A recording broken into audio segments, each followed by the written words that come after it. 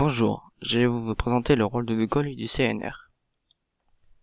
Le général de Gaulle est un officier français qui a su tenir tête à l'armée allemande lors d'une offensive en mai et juin 1940. Il refuse l'armistice car il pense que la France peut continuer en s'appuyant sur son empire colonial. Il n'accepte pas le régime de Vichy et part à Londres où il entend poursuivre le combat. En juin 1940, il parle aux Français par la radio BBC afin que viennent le rejoindre officiers, soldats, ingénieurs et ouvriers de l'armée allemande. De Gaulle crée ensuite la Force française libre, nom donné aux troupes de la résistance basées à Londres. La France libre. Elles combattent aux côtés des Alliés.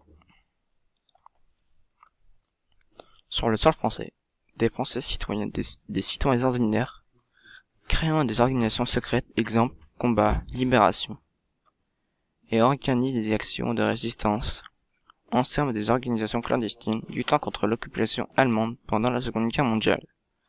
Par exemple, espionnage, distribution de tracts anti-Vichy, sabotage. Ils fabriquent de fausses cartes d'identité. Peu à peu, ces groupes bénéficient du soutien du Royaume-Uni en équipement et ravitaillement.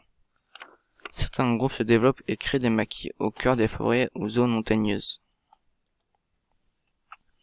En 1942, De Gaulle envoie Jean Moulin unifier tous les mouvements de résistance au sein du Centre national de la résistance, CNR, Union de la résistance, mouvement, parti et syndicat de la résistance intérieure, créé en 1943 par Jean Moulin.